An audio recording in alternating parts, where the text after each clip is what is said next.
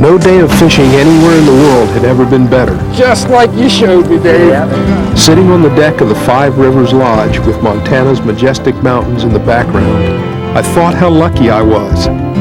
Then I realized that you too can come to this amazing spot and enjoy world-class trout fishing, gourmet food, and spectacular scenery, unlike any I'd ever seen.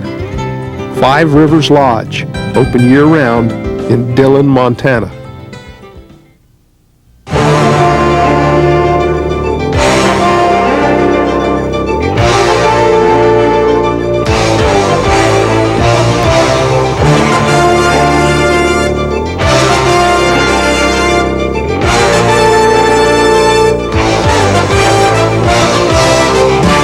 Come with me on a trip into angling adventure.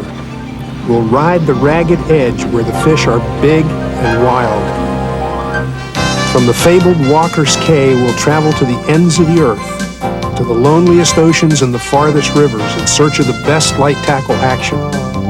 We'll pit the smallest lures and the lightest rods against the toughest fish, and we'll burn the stories into the memory of film on the Walker's Cay Chronicles.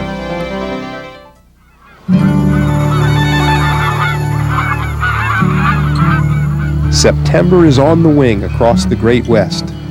It blows hot and cold over the benches and valley floors, some of them larger than many eastern counties, mixing the last of summer with the first of fall.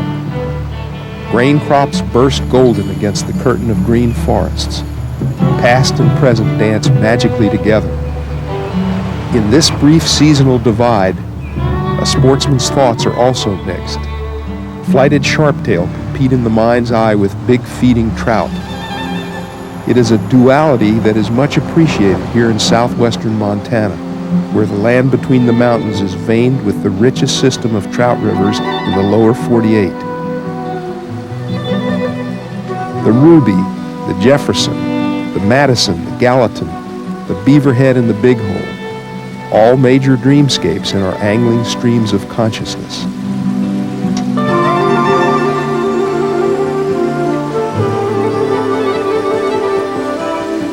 I'm here, drifting one of those streams with the chief custodian of America's trout fishing, a keeper of the keys, Dave Whitlock. Last night was cool, but now as the morning light bathes the canyon walls, a breath of summer lingers in the air, warming Mike's back, and causing Dave, always the scientist, to be curious not only about what lives in and on the water, but on the land as well.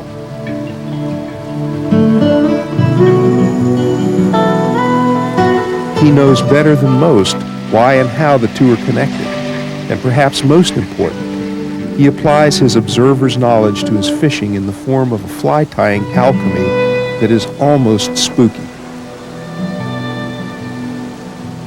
That's a great big grin on your face. Look what I got.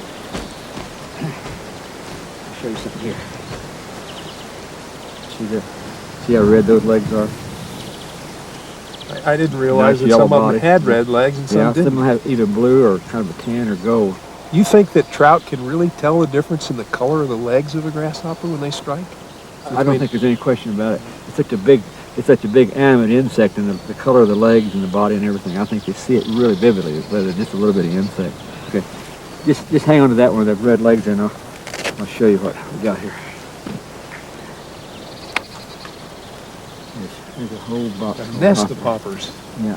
I started tying these in the late 50s, and it's been one of the best flies I've ever tied, you know. It's caught a lot of wonderful fish for me and everybody else, and I guess it's probably the most popular grasshopper pattern in the world, you know. Well, I've caught them in Chile and Argentina with them, and you know, when fish eat them, they strike them, it's so much more fun than just that sip and tip, and they gobble those things down. It's just like a big old bass strike. So at this point, your name has become synonymous around the world with grasshoppers. I'm a hopper man. Yes, sir. His investigation done and his dissertation delivered, Dave proceeded to show me how to make a hopper do its dance in and around some rocks. In a run like this, Flip, where there's not a lot of grass along the bank, those boulders out there are probably the best opportunity to get a fish. And usually right in front of a boulder, there's kind of a dead spot in the water. And the fish would rather lay there and feed than in the dead spot behind the boulder because there's some eddy there. And the fly jerks around and the fish does too. So there's a good chance if you're going to get a fish, I usually lay it to the side of the boulder like that and let it come by there. And if it doesn't get it there, then I'll just put it up and put it right there in front and let it come right down through there. And if I don't get one there, then I just try to put it up about 5 or 6 feet above the boulder and let it come right there's that dead spot right there. He's got it, he's got it. Wait, all right. Opportunity. Is that a brown trout No, jumping? I think that's a rainbow running. Oh. Well, Dave, that was a real lesson in fishing around rocks. I mean it. Well, thank you. That was really neat. Oh, there's the guide after me. Hey, Mike. You notice also on the top of the dorsal fin, he's got a really pretty orange tip. Too. I think that's really neat. Okay. Okay, let's All let right. him go. Turn him loose. Yeah, he ought to go get her that much rest. There we Bye, go. guy. Come back and see us again. Okay, let's go do it, man. Thus began one of the most fantastic days of my fishing life.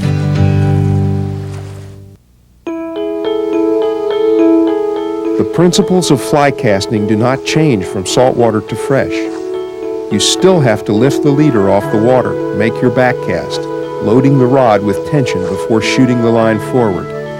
And still you have to contend with troublesome gusts of wind that blow equally well across a bonefish flat, a lake, or a stream.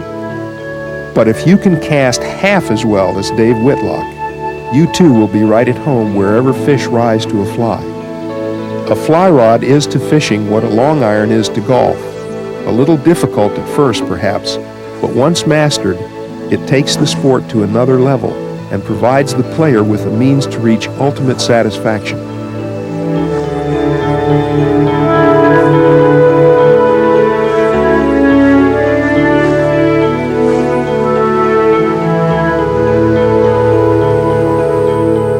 That afternoon, Mike took us across some friendly farmland to one of the area's many spring creeks, where I was to learn that the game of trout fishing is in a league of its own.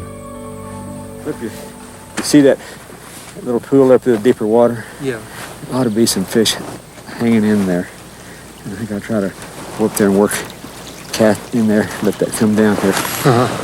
So we'll just stay here, Dave. Yeah, yeah, because I'm going to put my cast on the sidearm through here. You'll be all right. Okay. You won't be a problem. Nice Pressure's on, Dave. Yeah. Yeah, I know. It's him shaking.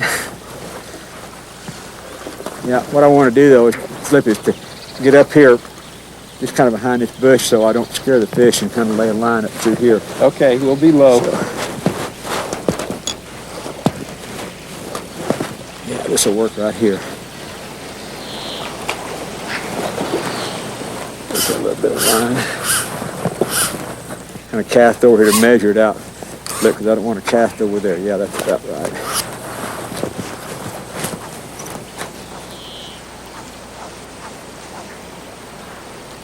There he is.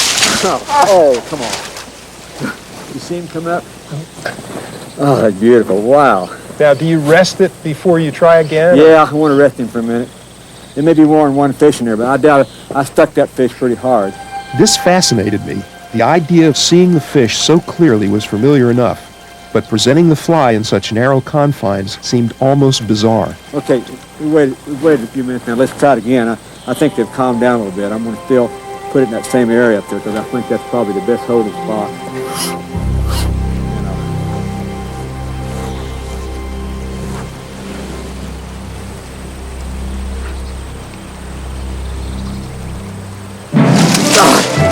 What a strike! He left the water completely. Wow! Man, Flip. Yeah.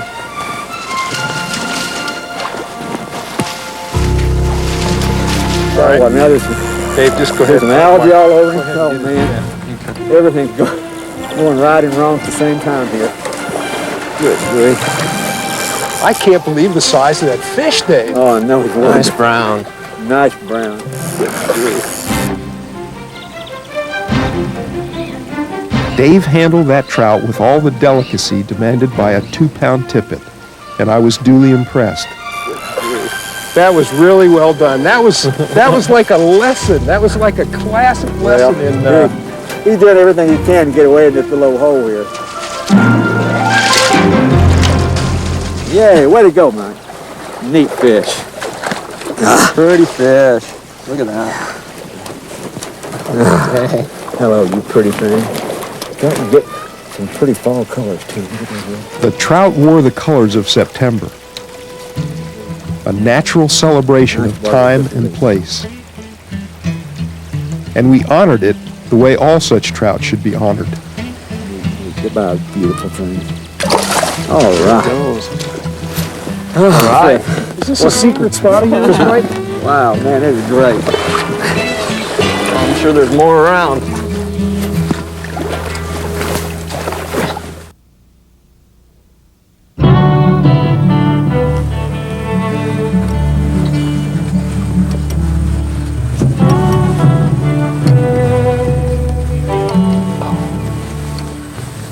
Fish, guys.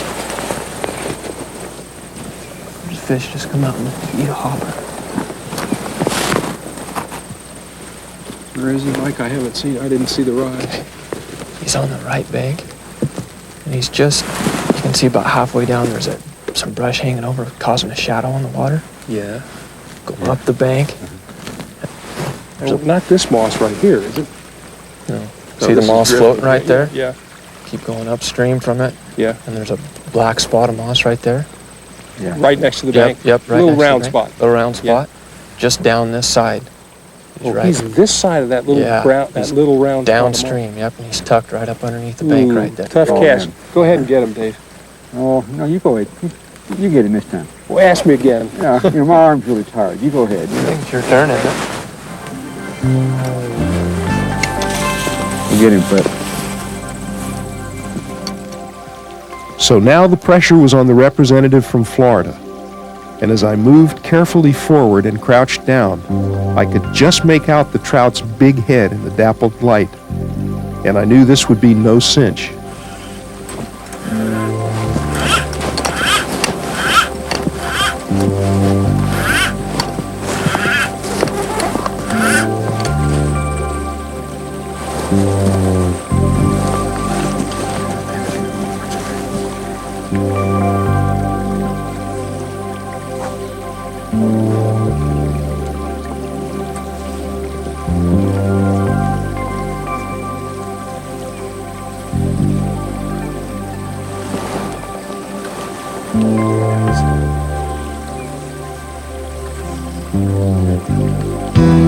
All right.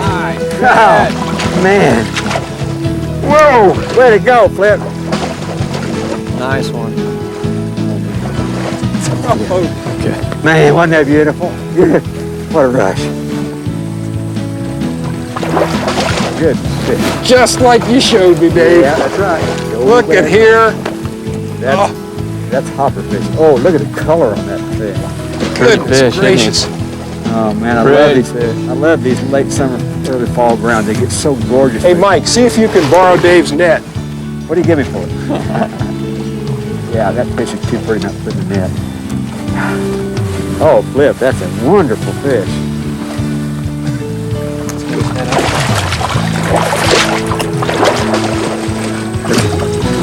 He don't want to come into that net. Way to go, Mike. Way to go. Yahoo! Nice fish. What a monster. Look at the orange in that.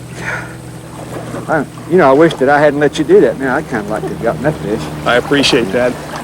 That was so neat watching him run out of there. They don't get prettier than that fish color-wise. That is brown trout. It is the most beautiful. Yeah, it is. Fall colors. I'll hold that hat there. Let me get it, because it's way down in his throat. Boy, he gobbled that ate thing. that hopper. Yeah. There you go, buddy. There you go. Appreciate it. Look at that. Yeah, beautiful. What? That alive, man. Oh, yeah. Goodbye, you pretty thing. It was awfully good spotting on Mike's part. I never, ever would have seen that fish. Yeah, you did a pretty good job with it, buddy. Let him sit there. Hey, and we'll Mike. get going. You guys worked as a good team. Beautiful. Yeah.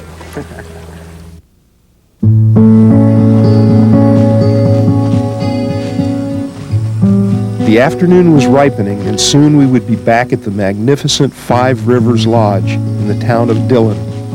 But Mike and Dave had one more stop to make along the way. It was another spring creek, even narrower than the one we'd just left. And within a few minutes, Dave set himself and cast upstream to what he contended was a feeding trout. I was skeptical, believing as we watched the number 10 hopper float back toward us as though it were passing through the eye of a needle, that nothing of any real size could possibly live in such a trickle. Enter Beowulf.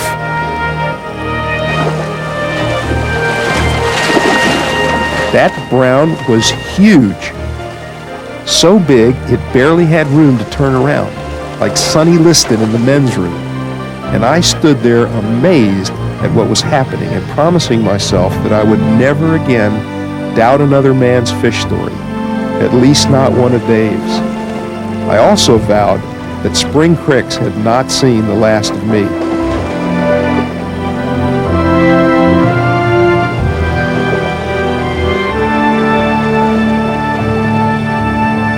Boy, what a big fish! Oh, man, in this little stream. Yeah. Put that net on if you can. All right. Yeah. Oh, hey, Look at that. Oh, man, Look he at managed that everything in there. He knew every little spot in there, you know. But look at this. Nice. Dave, I'm gonna make your picture with this Now fish. there's a fish that's too big for my net. I'll agree to that. Darn near. Okay, give me a little shot on that. I'm gonna make a picture of this, guys. All right, okay. Make me look pretty. If I'm gonna just hold him here for a minute and get it focused so we don't have to hold I'm him up. focused, I'm ready. You just All right. lift him up. Hey, let's go. He's a big old pretty thing. Boy, he went under everything in there. Man, he's holding still too. Watch them teeth. I'll get this thing. Lift this man up, thing. Oh, it's one line I don't mind getting my elbow wet for.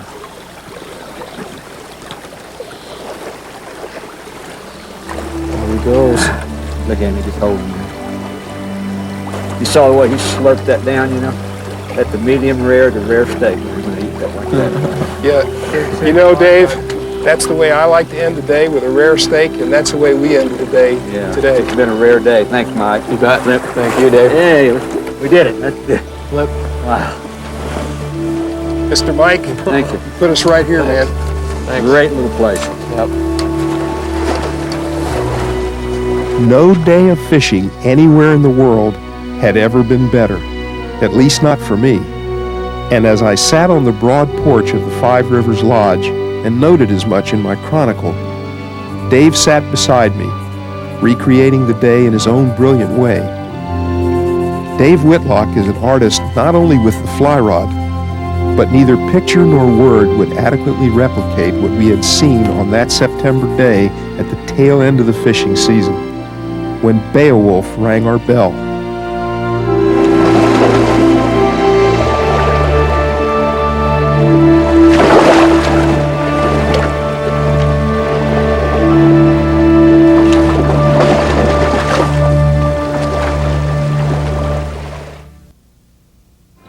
No day of fishing anywhere in the world had ever been better. Just like you showed me, Dave.